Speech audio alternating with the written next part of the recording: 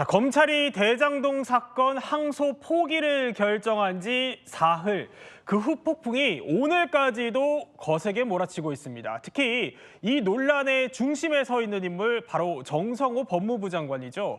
오늘 아침에 입을 열었는데 본인은 대검에 이렇게 얘기했다고 합니다.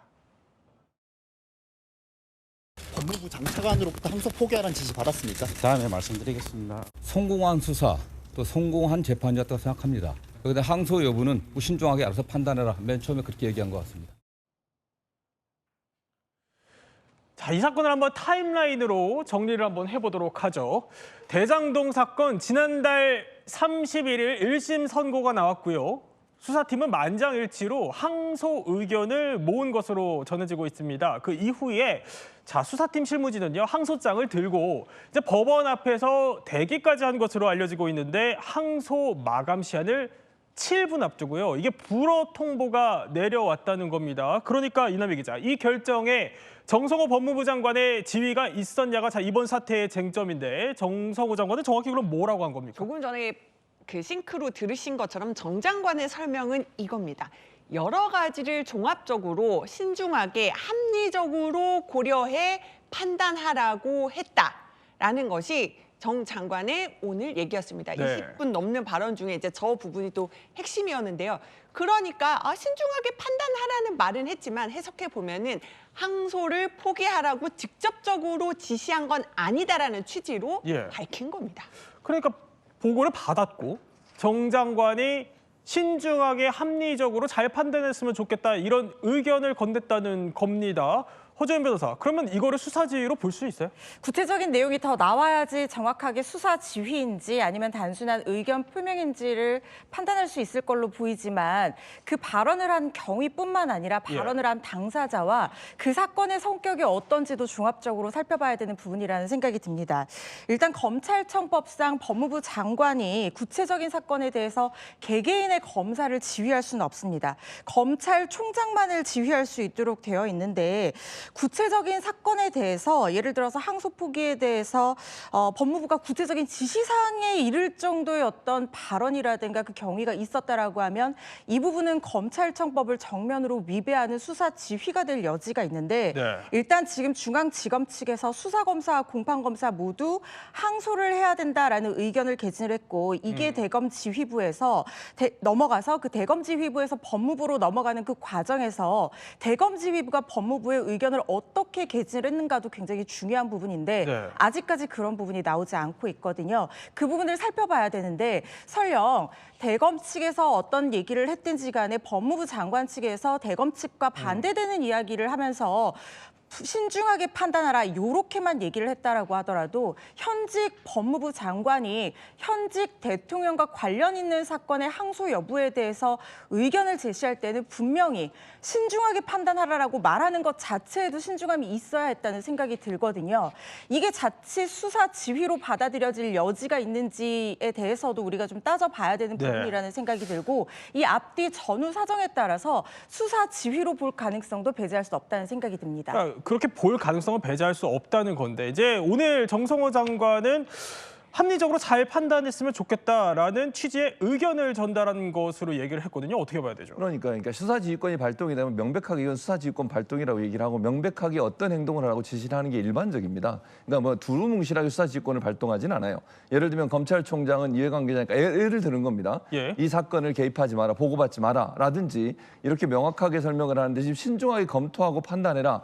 요 얘기가 과연 수사지휘권의 발동일 거냐 이렇게 보기 이제 어렵다는 거죠. 정성호 장관이나 법무부 측에서는 신중하게 잘 판단하라고 하는 건 판단의 주체인 대검에서 잘 판단하라라고 의견을 전달하는 것이지 이렇게 해라. 예를 들면 뭐 항소를 하지 마라든지 항소를 하는 것을 뭐 신중하게 검토하는 이런 얘기는 아니었기 때문에 그 자체로 이게 이제 수사지휘권의 발동은 아니라고 주장을 하고 있는 거죠. 자, 그러면 지금까지 나온 말들 한번 드라이하게 이제 팩트만 저희가 놓고 보면 이 얘기입니다. 정 장관의 말만 놓고 보면 이제 나는 의견을 전달했을 뿐인 거고 이 노만석 대행은 그 의견을 참고했다는 거고 그리고 정진우 지검장은 이 노 대행을 설득하지 못했다는 건데 그러면 이거 항소 포기 지시는 그냥 노 대행이 하는 거예요? 지금까지 나온 발언들을 종합하면은 지금 노 대행이 본인이 지금 총대를 맨 것으로 보입니다. 왜냐하면은 법무부 의견은 참고는 했다라는 얘기를 했고요.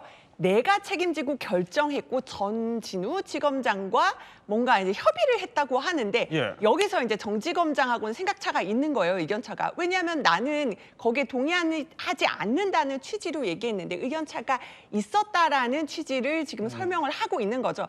그런데 이제 가장 핵심은 정 장관이 정말 의견을 전달한 것이냐, 수사 지휘를 한 것이냐, 여기에 대해서 계속 좀 또 여야 반응도 엇갈리고 있는데 일단 여권에서는요, 아니 법무부 장관 네. 수사 관련해 갖고 의견 제시할 수 있는 거 아니야, 이렇게 주장을 했습니다. 오늘 서영교 의원 저희 채널A 정치 시그널에 출연했는데요. 어떤 발언했는지 들어보시겠습니다. 의견은 충분히 개진하는 거 아니에요? 그런데 중요한 건 결정은 누가 하는 겁니까? 결정은 검찰총장과 중앙지검장이 한 거 아니겠습니까? 예.胡만석 검찰총장이. 결정은 자신과 그리고 정진우 중앙지검장, 지검장. 정진우 지검장이 충분히 논의해서 한 거다.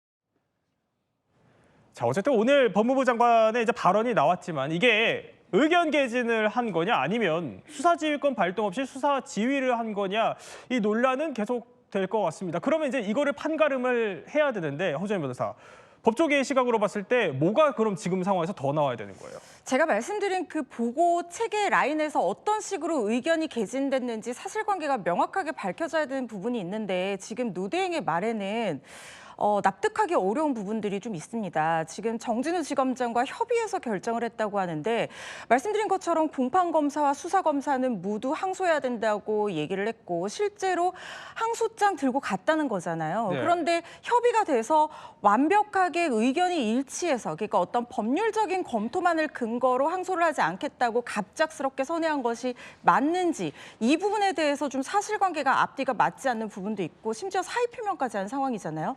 그렇다고 하면 내부적으로 분명히 잡음이 있었을 것이다라는 생각이 들고 만약에 노 대행이 자신의 의견대로 밀어붙여서 항소를 포기하도록 한 것이 맞다. 그러니까 법무부 장관과는 전혀 별개로 맞다고 하면 그분도 검찰의 수장인데 나름의 법적인 근거가 있어야 되는 것 아닙니까? 그런데 항소를 갑작스럽게 하지 않기로 한 법적인 근거에 대해서도 명확하게 지금 설명이 되는 네. 부분이 없습니다. 그렇다고 하면 이 결정의 근거에 법무부 장관의 어떤 의견 표명이 있었던 것이 아니냐. 그것이 단순한 의견 표명을 넘어서 지휘권의 발동으로 사실상 볼 수 있는 부분이 있었던 것이 아니냐.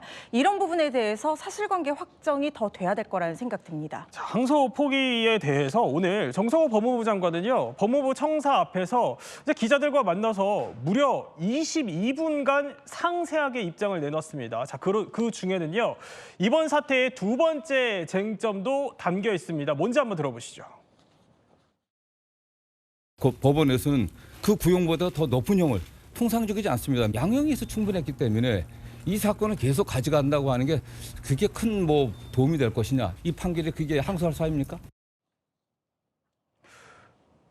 최 교수님, 그 유동규 전 본부장이나 그 정민용 변호사의 경우에는 그 검찰 구형보다 일단 높은 형량이 선고된 거는 맞아요. 근데 그럼에도 일부 무죄가 선고된 부분이 있기 때문에 이게 더 다퉈볼 여지가 있었던 거 아니지? 그러니까 정말로 항소할 이유가 없었던 겁니까? 그러니까 이게 수사팀에서는 그렇게 판단을 한 거죠. 지금 말씀하신 건 수사팀 입장에서는 더 다퉈볼 부분이 분명히 있다고 얘기를 했는데 아마도 이제 정성호 장관이나 대검 지금 검찰총장 직무대행이나 이런 분들 입장에서는 통상적으로 이제 검찰 내규에도 2분의 1, 그러니까 선고 형량이 구형량이 2분의 1을 넘어가면 그러면 이제 대책을 안 하는 게 일반적 예규에 들어있다고. 물론 그 예규를 100% 지켜라는 건 아니에요. 다만 이제 그런 정상적인 그런 어떤 절차로 본다고 하면 이번 건도 충분히 그걸로 검토해서 항소를 안 할 수도 있다고 판단을 하는 거죠.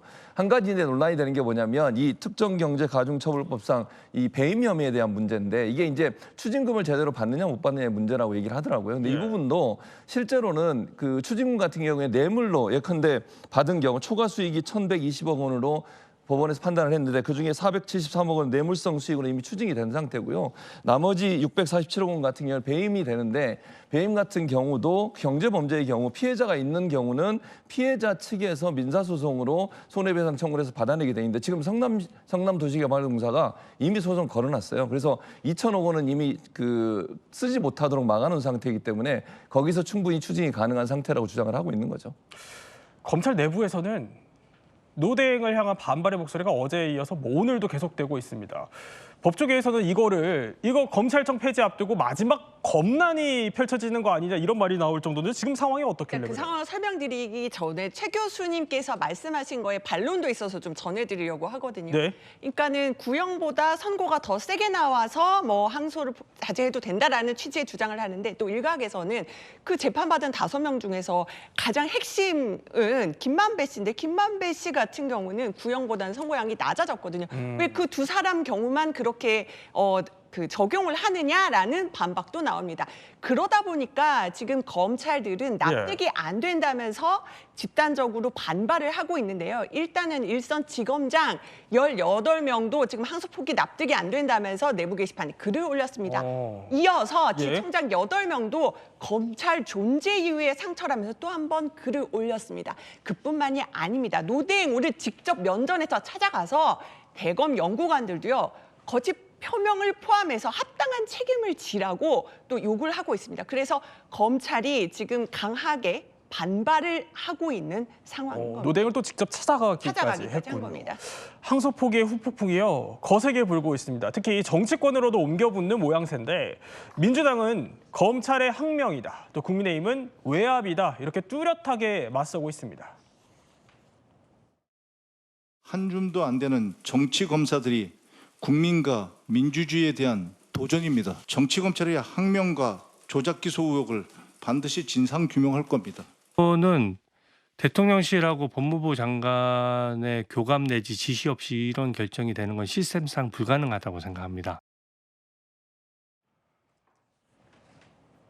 허재현 변호사, 심지어 야권에서는 이렇게 얘기를 해요. 이번에 이 항소 포기를 통해서 이 대통령의 공소 취소까지 노리고 있는 거 아니냐 이렇게 비판의 목소리가 나오던데 자 그러면은 이번에 이 항소 포기가 이 대통령 재판에는 영향을 좀 미칩니까? 지금 공범 관계로 되어 있는 재판이잖아요. 일단 지금은 중단되어 있기는 하지만 이렇게 공범들에 대해서 처벌이 제대로 이루어지지 않는 결과가 만약에 나온다고 하면 이 대통령에 적용된 혐의도 더 이상 특경법으로 따지기는 굉장히 쉽지 않은 상황이 된 거죠. 우리가 지금 대검 예교를 가지고 일반 범죄의 경우에는 2분의 1 미만, 중대 범죄의 경우에는 3분의 1 미만인 경우에 항소하도록 지침을 내려놓고 있는데 이게 구형량보다 높았으니까 문제가 안 된다라고 얘기하지만 이게 양형부당에 대한 항소와 구체적인 사실관계를 다투는 것에 대한 항소의 이유는 구별이 돼야 되는 부분입니다. 이 예교는 양형부당에 대한 거를 얘기를 하고 있는 부분이고 지금 일부 무죄나 면소가 나온 부분은 어떤 부분이냐면 특경가법상 배임과 이해충돌 방지법 위반 혐의거든요. 특경법상 배임은 재판부에서 지금 정확하게 배임 행위 당시에 개발이익을 예측을 하기가 어렵기 때문에 나중에 배임가액이 얼마나 될지 산정할 수 없는 상태이기 때문에 특경법을 적용할 수 없고 일반 형법제를 다룬다라고 했으면 그 부분에 대한 무죄에 대해서는 사실관계를 2심에서 항소를 해서 다툴 수 있는 부분입니다. 특히 이해충돌 방지법 위반도 비슷하게 지금 범죄 시점에 대해서 재판부와 검찰의 의견이 갈려서 공소시효가 지나서 면소가 나온 부분이거든요. 그러면 이렇게 무죄, 면소, 공소기각이 나온 판결 같은 경우에는 양형과는 상관없이 구체적인 범죄 사실을 특정하기 위해서 항소심에서 다투어야 되는 것이 저는 온당하다고 보거든요. 그런데 이 부분에 대한 항소가 안 이루어졌어요. 그런데 문제는 제가 말씀드린 그 두 가지 혐의가 모두 이재명 대통령에게 적용된 혐의이거든요. 판결의 합의 확정을 위해서라도 구체적으로 앞선 재판에서 배임행 특정을 위해서 항소를 하지 않았는데 이후에는 왜 배임행 특정을 위해서 특경법을 적용하려고 노력하느냐 이렇게 된다고 하면 검찰이 굉장히 말하기가 어려운 상황에 처할 수가 있겠죠. 그래서 이재명 대통령 재판에 대해서도 적극적으로 대응하기 쉽지 않은 상황이 된 것으로 보입니다. 최 교수님, 그 야권에서는 이런 얘기까지 하더라고요. 공소 취소 빌드업 아니냐라고 하던데요. 그건 모르는 거죠. 이제 재판부가 어떻게 결정할지를 지켜봐야 한다고 저는 생각을 하고요. 검찰도 예를 들어서 공소 취소를 할 가능성은 저는 개인적으로 낮다고 생각해요. 어떤 경우가 나올지는 이거는 미래의 일이기 때문에 우리가 알 수 없는 일이라고 생각이 들고 하나 이제 이 재판과 관련해서 또 쟁점이 될 수 있는 게 국정조사를 지금 국민의힘이 요구를 했고 오늘 김병기 원내대표 그걸 받겠다고 그랬어요. 그래서 국정조사가 이루어지면 다른 것보다 남욱 변호사 가지고 나와서 검찰의 조사나 기소 관련해서 여러 가지 얘기들을 하고 있잖아요. 배를 가르겠다고 한다는 등 자녀들의 사진을 보여주고 뭐 협박을 했다는 이런 얘기가 나오고 있기 때문에 거기에 대한 조사도 이루어질 가능성이 있어요. 그랬을 경우에 재판에 여러 가지 영향을 미칠 요소는 남아있다고 생각합니다. 이남희 기자, 그 대통령실도 예의주시할 것 같습니다. 지금 이 사태에 대해서 대통령실은 뭐라고 해요? 일단은 오늘 공식 브리핑이 없었어요. 그래서 그래요? 공식적인 입장이나 이런 걸 내지는 않았습니다. 다만 이제 저희가 좀 취재를 해보면은 일단 중요한 발언은 그 항소 포기 관련해 가지고 대통령실 전혀 관여한 바가 없다. 그리고 우리가 지금 그거 신경 쓸 게 없다. 굉장히 다른 일로도 바쁘기 때문에. 그래서 관여한 적이 없다라고 밝히고 있기 때문에 이번 사태가 또 어떤 식으로 또 전개가 될지 계속 좀 지켜봐야 될 것 같습니다. 네, 이번 또 항소 포기 사태 후폭풍은 저희 또 계속 전해드리기로 하고요.